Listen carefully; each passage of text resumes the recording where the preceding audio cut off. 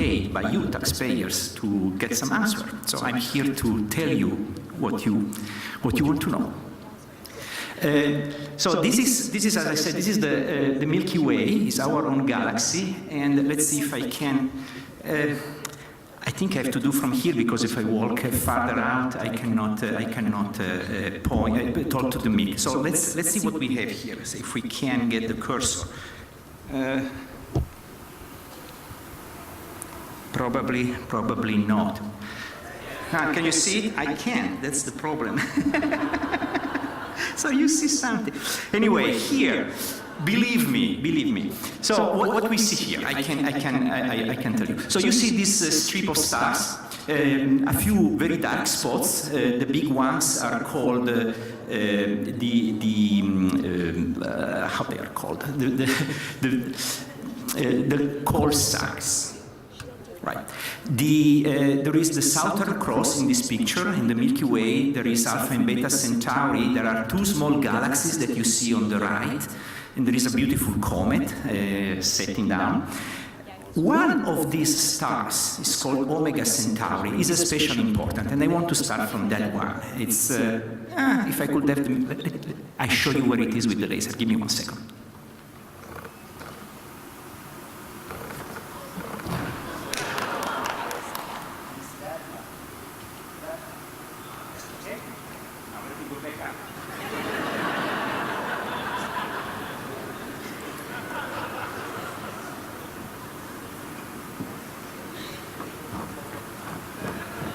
I cannot do this every time I use the pointer, so last time. So Omega Centauri is interesting because it looks like a star, but it's not a star. It's this.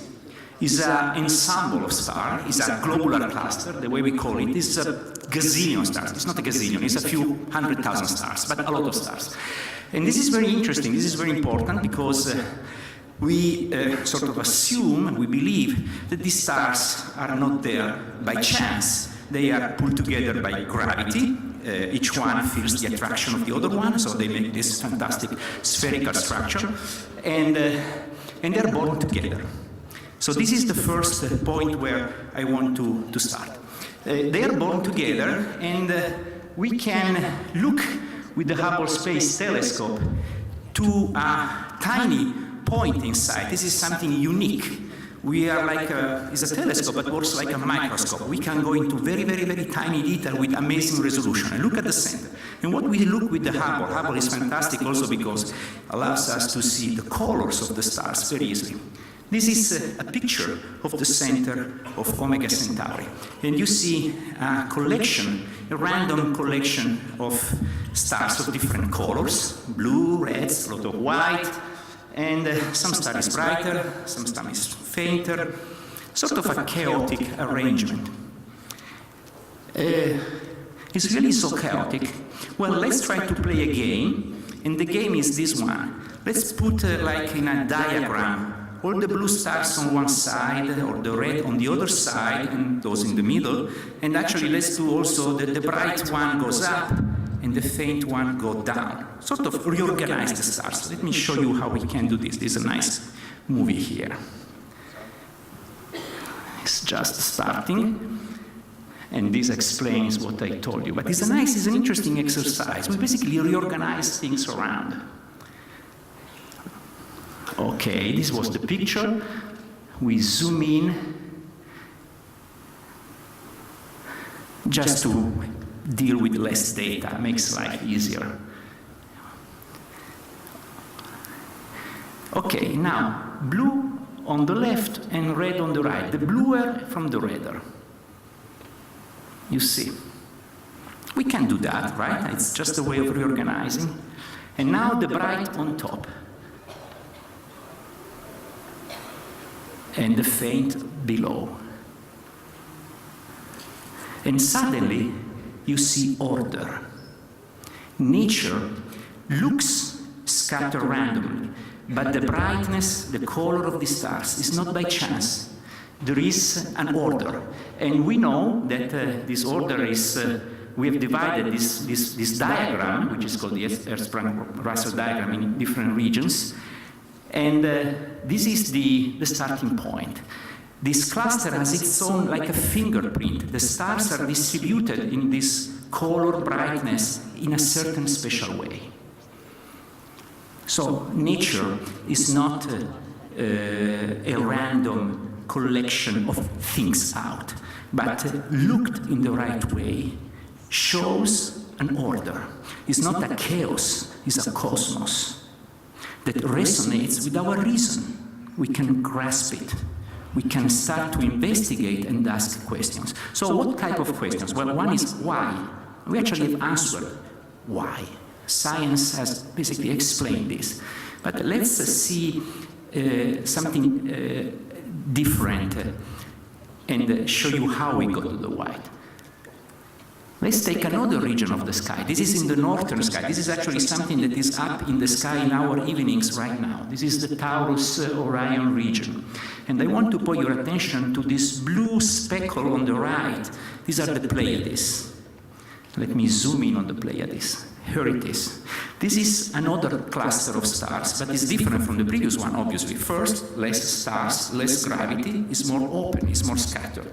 Second one, you see obviously that something is missing. The bright red sources are gone. It's much more bluish, and there is all this fog, like this gas around. To build a diagram like the previous one here is more difficult because there is a lot of other stars in the background that do not really belong. So this is a nightmare.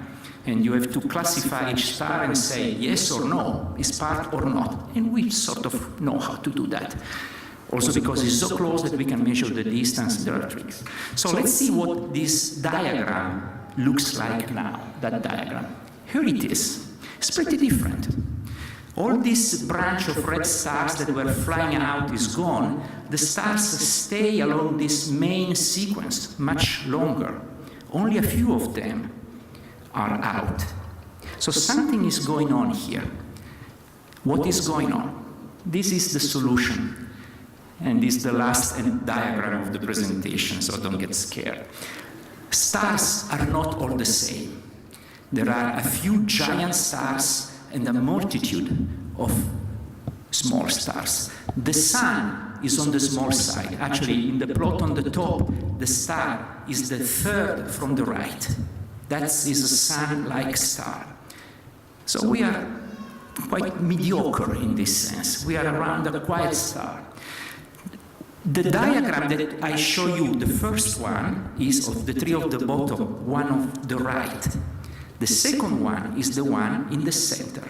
The difference is that the stars are kicked out from top to bottom, and they go out from this sequence as they age.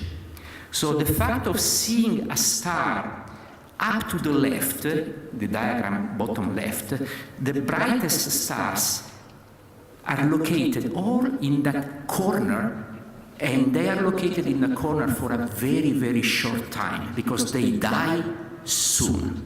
Almost as soon as they are born, they die, they explode. Sort of, I think about James Dean, a short, intense life by a big guy. The stars like the sun stay down on the bottom right of the line forever, for billions of years. The sun is there since 5 billion years, and we stay about another 5 billion years. Why this is important? Because it's telling us that if you want to see something young, you have to look for the monsters. The bright stars, the brightest stars around, point us to see star formation. Because close to the bright stars, other smaller stars will form. And this is where we have to look at with our telescopes. So what we see? Well, we've already seen in the picture of the Pleiades, all these blue stars, the blue gas. The blue gas is telling us something. There is still material that is illuminated by these giant stars that is reflecting the light. This is, remember, we are in the diagram in the middle. These giant stars, but not the largest one, are in the Pleiades. Now we know where to look at. The blue places. The top of this picture shows a nebula pretty much like the Pleiades, where there are bright stars that are illuminating the material and the material is shining the same, reflecting the same light. But even more interesting now is the bottom part, because in the bottom part, the star is a monster. In the Orion Nebula, at the very center, there is this giant star, which basically one single star produces all the red glow. Why is red? Why is not blue? Because when you have a giant, you don't only ask the gas to reflect, but you really change the status of the gas, becomes a plasma. You ionize, and the ionization of the gas creates red light. So the blue reflected lines from the medium big, and the red is the real new phase of the gas from the monsters. When we see blue, and especially red, we see very, very young. We see stars, regions where stars are forming. So we have understood the trick. We have understood where we have to look at. What are the regions that strike us? And you are learning now how to look at these pictures. Look here. This is another region in the Orion constellation. It's the Horsehead Nebula and NGC 2024.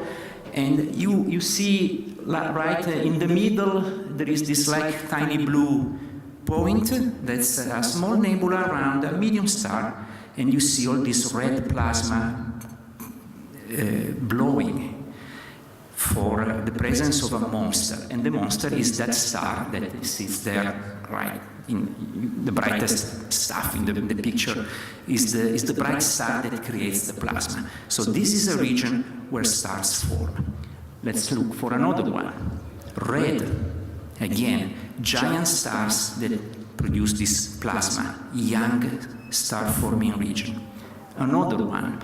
This is again Orion. This is a much larger scale. All this blue, all this red, and the blue as well, but the red scattered around our galaxy points us to regions where giant stars are forming. And we know that this is where we have to look at. Actually, these giant stars die, and when they die, they explode in a catastrophic way. They make supernovae, and in this explosion, they expel around their material. So there is plasma produced by the supernovae. And one of the ways that we see it is that when there is an explosion, the material goes out like a wave, a spherical wave. So in this picture, you see at least two big circles. One is the giant one on the left, and one is smaller but is more round in the center. These are actually the leftover of two supernovae, two giant stars that just died. Just means a few million years, 3, 5, 10 million years, right? Remember, the sun is 4 and is 4.7 and will stay for another 5. So we are talking 10 billion against 4 million. It's no, I mean, converting dollars, you get an idea that there is a big difference. So red is where we look at. And this is another star-forming region, also in our galaxy. This is Vela, and I guess you got the point, right? When you see this red, you see a young star-forming region. And this is ubiquitous in the universe.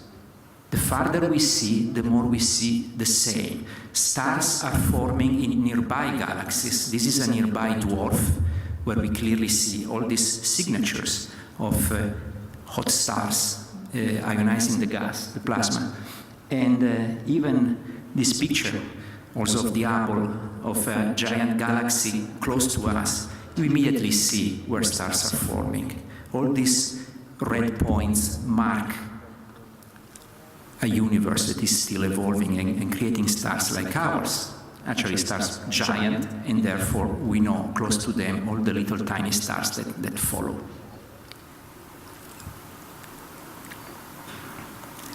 Let's look, to make a step forward, let's look at the largest stars of our galaxy, the brightest one that we can see. And this is Eta Carinae, which is, it's not easy to see. Let's see if I can do from here.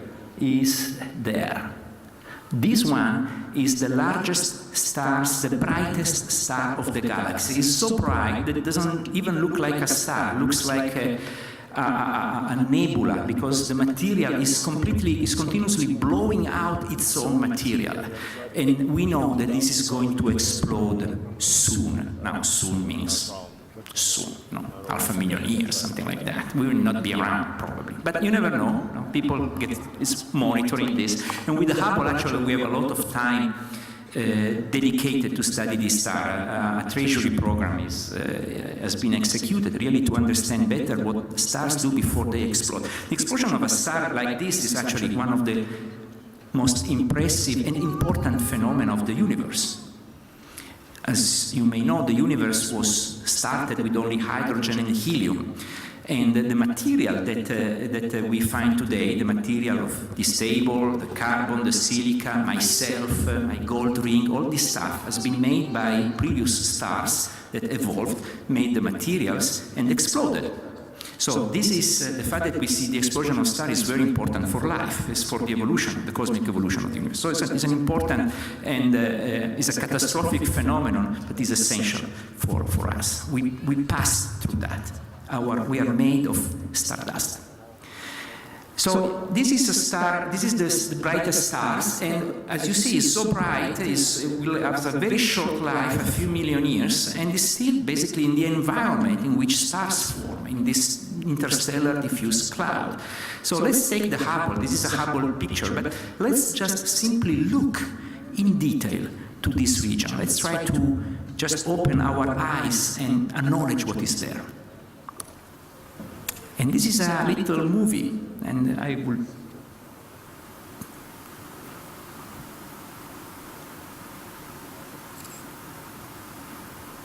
We see jets coming out from these dark filaments. We see the bright rims, little tiny dark clouds, pillars or elephant trunks, as they've been called. We see here and there stars, a lot of bright gas, a huge variety, and a magnificent world.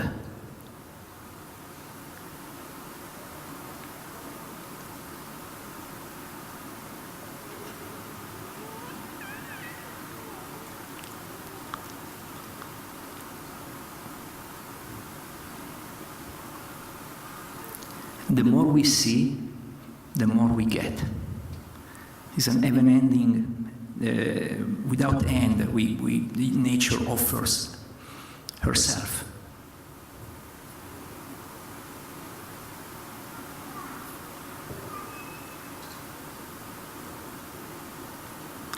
So, this is a zoom in the regions where stars form.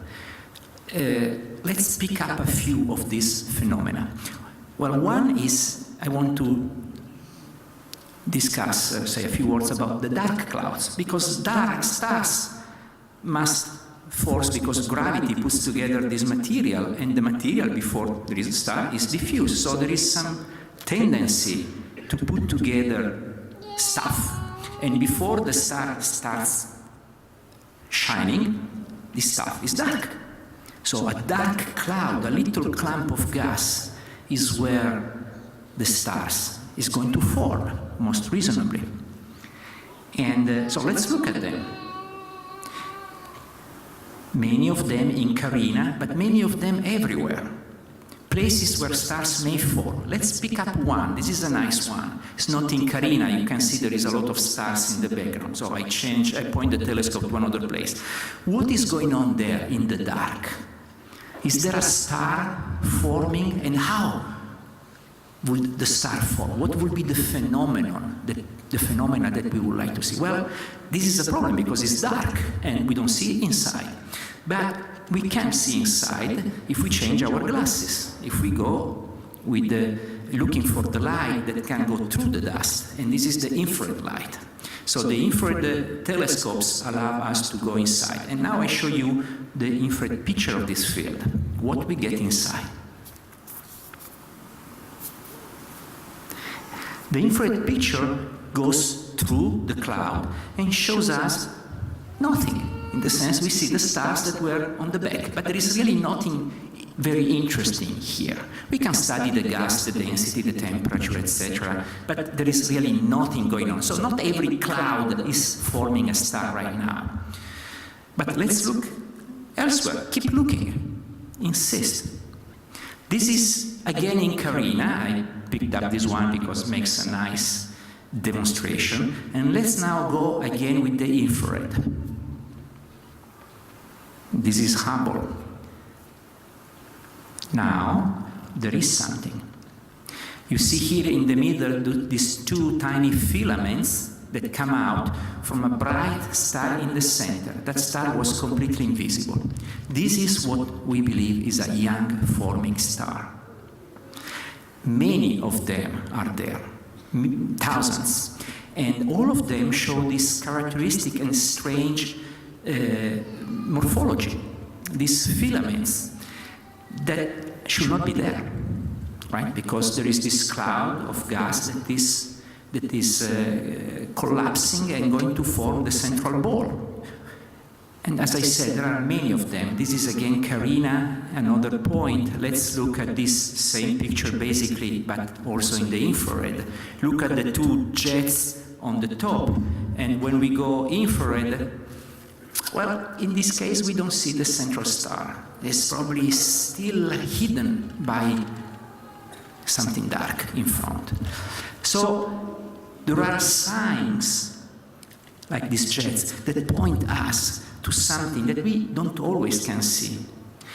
But the fact that we see it sometime makes our reason think that, yeah, that's what's going on. There is a star there forming, very young, and for some reason is associated to these jets. Now, when I see jets, I mean something that sounds like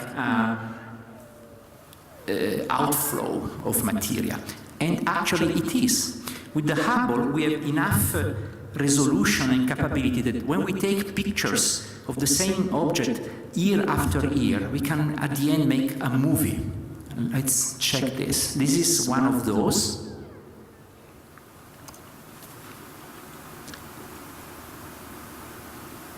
Is it moving? Should, okay. You see it, right? It moves at hundreds of miles per second. So the central star, which is on the left in this case, is pushing away this jet of material. It's very weird. The central star should get it, should absorb to form. Another one. The star is on the left here. And you see this stream of gas, very collimated, very concentrated. This is ubiquitous. It's a normal constant signature of a young star forming. This is the tip. This is where this jet gets into the interstellar medium. And as you see, it expands. So I said before that the shiny bright star makes the gas a plasma that emits red light. In this case, it's not the light of the star. This is just the heating of the star on the gas in the interstellar medium that produces a different type of line of light. This is a shock wave that propagates in space. We see this everywhere. And it's a very dynamic universe that we start understanding. We are used to think about everything stable there, but actually the more we look and if we return, we see things changing, which is beautiful because it tells us directly how the universe is evolving. And this is another bow shock, as we call it. And Hubble is very, very unique in this. It's almost a unique instrument that allows us to map this 3D expansion of jets. So, what is going on? Well, to look what is going on, the question is why? Why the star is expelling material? Let's look at the inside. Let's look as close as possible to the star. This is a classic Hubble picture that shows the beginning of the jet. And at the center of the jet, we don't really see the star in this case, but we see this silhouette line, the dark line. We see the jet, red, this shock, violent emission, and the yellow, the two greenish nebulae divided by this dark line. This is what we see normally at the center. We see this dark line, which is basically a disk of neutral material all around the star. And the more we see, again, now we know that there are disks, the more disks appear. We look for them. This is another classic Hubble picture, actually.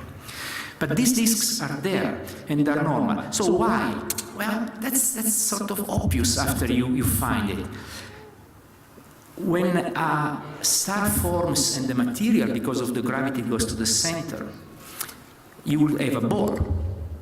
But if, for some reason, part of the material has a tendency to go around, to move not exactly in the central direction, the gravity will make it spin and attract to the center something spinning, makes it fall not to the center, but to the plane. You will feel one force, but the centrifugal force, or the momentum, basically, push it on the plane. So it's normal to have a star which comes from the material that was not really rotating around, and the disk, which is the leftover of the fast-moving material. Where we see this? In our solar system. The Sun has no disk around, but has a cohort of planets which are all on the same plane. And this is the leftover of the disk that we had 4.7, 4.8 billion years ago, when the system formed. We see this again in other stars. For some reason, the presence of a disk empowers the jet, because we believe material is falling on the star from the disk, and in this fall there is energy released that pushes something out. This is a cartoon. We wish we could take these images. This is a drawing, but basically explains what we believe is the situation. This is how stars form. This is where we were in our origin. So looking for disk has become the big field of our research, and it's hard. And the reason why it's hard is basically these disks are dark, is dark material. The star is in the center, so they are so dark and dense that actually often we don't see the stars. And if they are dark and the sky is dark, it's hard to see a dark cow in the night. I mean, that's dark. So it would be nice to find a place where we have a background shield, something in the background that is bright, so we can see the disk like in silhouette. And we have these situations. And the best one is the Orion Nebula. The Orion Nebula is close, is a region of forming stars. As I said, there is a central star at the center, which is the true monster, produces 95% of the light. What we see here, this is like the Grand Canyon of astronomy. Looks like a flat picture, but we know it's actually a canyon excavated by the bright star, because the light has the capacity of blowing away the neutral material. So this is a sculptured cavity, and sculpting this cavity, taking away, blowing away the material, the star, the monster, has also unveiled, make naked all the little stars that were forming quietly in the dark cloud, in the giant dark nebula. So there is a cluster of 2,000–3,000 stars, and we can see them just like bare in front of us, and also exposed to the light and the gas coming from the center. It's a very interesting region. And what we see, finally, these giant disks in beautiful, spectacular silhouette. We see the regions very clearly where the planets are probably forming. Many of them, hundreds of them. We made work with my students and collaborators. This is exactly what type of research we are doing. Is absolutely fascinating to measure the disk and to try to understand if they can form planets like ours. So you see here a variety of systems, but there are really dense.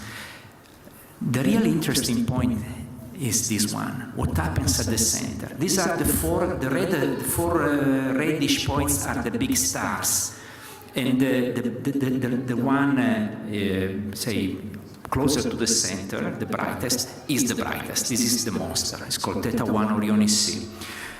But what you have to look is not that star. You have to look for the structure of the tiny points all around. they don't look round. They all look elongated, disturbed, because they are disks. Look at the top left. They are disks, stars that are forming, but being so close to the monster, they are getting destroyed. The disk blows its material, makes this white cloud, and is going away, being dissipated in a few hundred of thousand years, we believe. These stars, which are farther from the center, are undisturbed, and the disks can evolve. So this is the great question. Our solar system, well, we probably were far enough from the center of a cluster, but we know that we were in a cluster because the elements that we find, especially in certain meteorites, tell us that yes, we were born in an environment much like Orion. So it's absolutely intriguing for us to understand why we survived, how we could survive, what was our special place in this original environment that allowed us to get contaminated by the monsters and survive. This is just another picture. This has been put together by Luca Ricci, which is not here today, but he's worked with me a lot. And it shows here and there just a sample. And the next one is even better, really shows the variety of a few of them. You can see the nice silhouette disks undisturbed.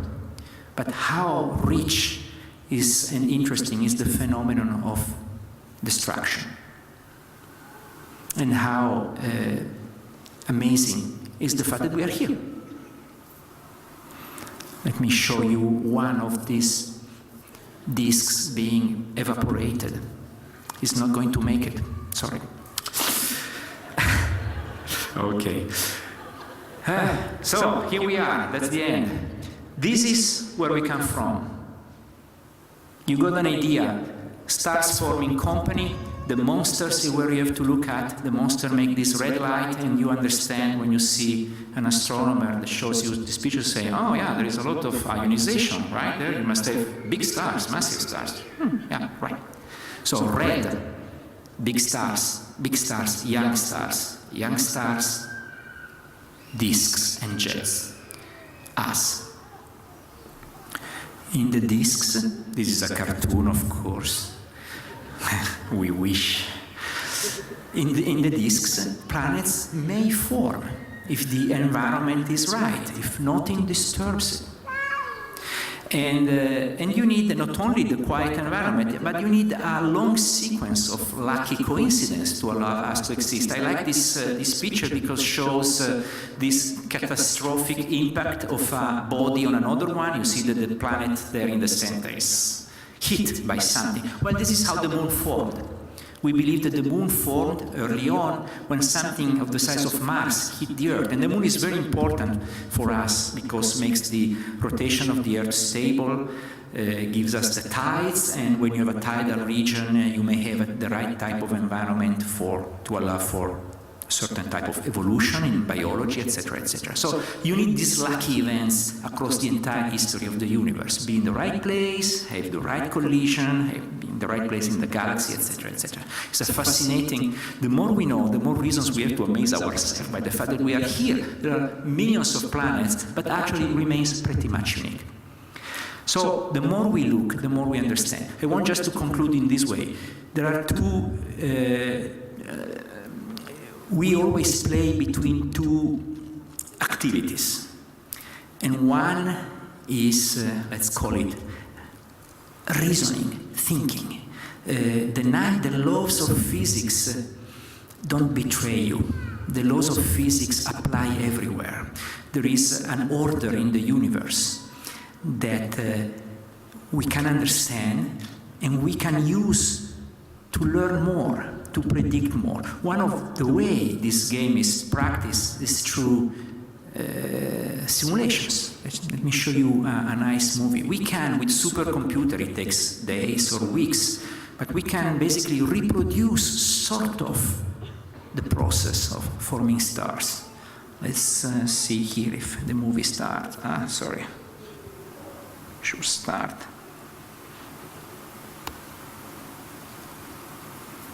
It's moving? Okay. So this is a big, fantastic simulation. Matthew Bate in England is doing beautiful movies like that, always amazes us. But you really learn. He can predict how the stars, how many big and how many small stars form. And this is something that we can test. He can predict that stars may be kicked off at high velocity. And this is something we can test. It's very important for us to understand what is important and relevant in trying to figure it out. What is it's very complex. There are many laws of physics that play a role here. This is in astrophysics in general one of the big unsolved problems, really understanding how stars form. And this is a critical tool. So it's modeling, is understanding the laws of nature, is applying basically our brain in its deepest, at the most capable way we can. The second one is observation, because we must be guided. And this observation always amazes me, because I started with the picture of the pretty sky from the south and the ancient people and everybody amazes. But there is something more. Observations becomes actually a real question.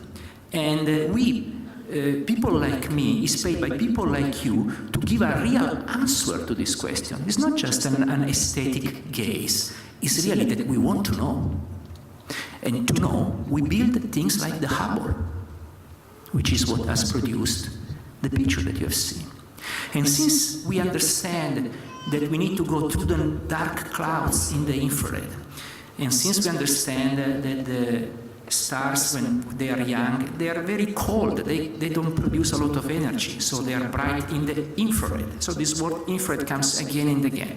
Then we build the next infrared telescope, which is our monster, is the James Webb. And this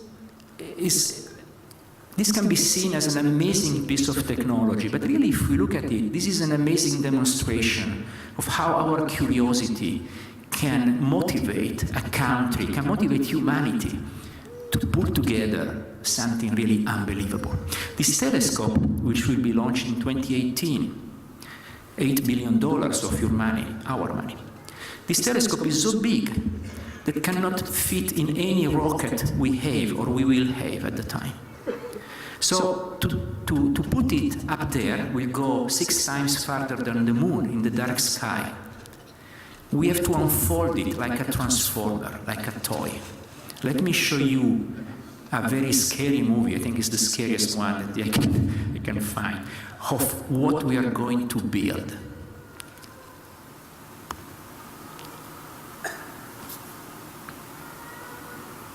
First, you have to deploy the solar panel because you need energy. You will go out with batteries for a few hours, but soon the batteries run out. Solar panel, an antenna to talk with us. And then you have to deploy the sun shield, because this is going to be at 35 Kelvin above absolute zero, So monster cold, because infrared wants cold. This solar shield is so big that it has to be deployed. So look how it's going to work. It's the size of a tennis court. We will not see this, we'll be in the dark. We will only have sensors and rosary, I think. There are 5 layers. So this sun shield, this keeps, on the bottom side is the sun and the earth and the moon, which are bright in the infrared. On the top side is the dark universe, which is at 270 degrees below 0 centigrade, 3 absolute Kelvin. And then the telescope deploys. And this is a 6.5 meter telescope. It's larger than Mount Palomar. This is the way the curiosity becomes a real question. And I really find this always amazing and impressive.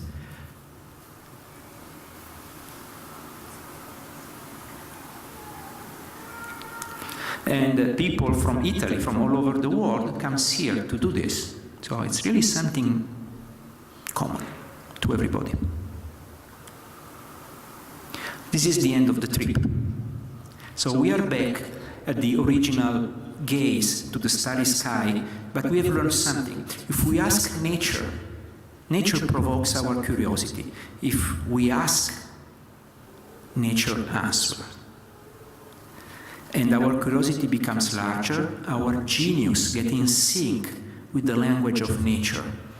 There is a common language between the way nature works and our brain understands it.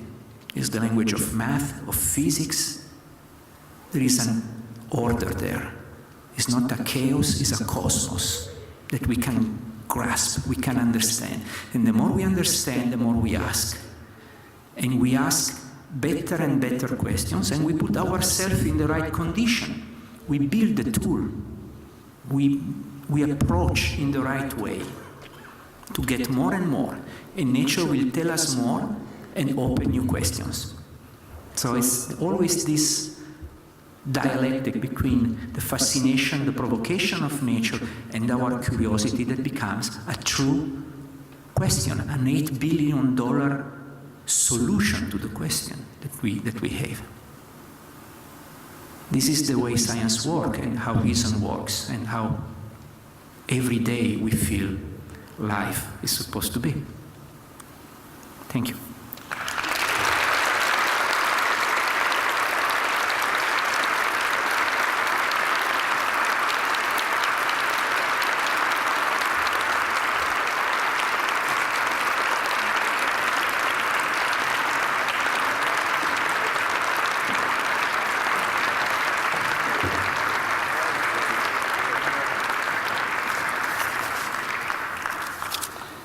So a special thanks to Massimo for being with us. We had the good luck of having Massimo in Los Angeles with us this past March for a brilliant presentation at the IMAX 3D about the Orion's Nebula. In the face of some of these wonderful things in the universe, I think what was most striking was to have someone like Massimo who has such curiosity in front of life. So thank you again to Massimo.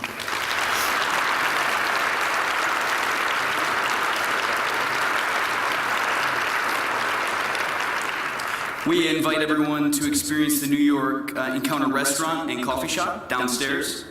It's lunchtime, so eat up. Remember that our guided tours to the exhibits are just about to begin. Guided tours will also take place at 7 p.m. Also, don't forget to pay special attention to the booths upstairs, and also the heart of the New York Encounter, which, as Riro said last night, is really the heart of the New York Encounter. You can see the life from which the New York Encounter springs from. It's a terrific exhibit. Our next appointment here will be in the ballroom at 2:30 for some beautiful testimonies on John Paul II, Saint because True Man.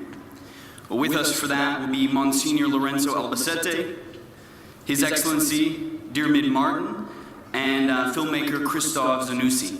So we'll see you back here at 2:30. Thank you.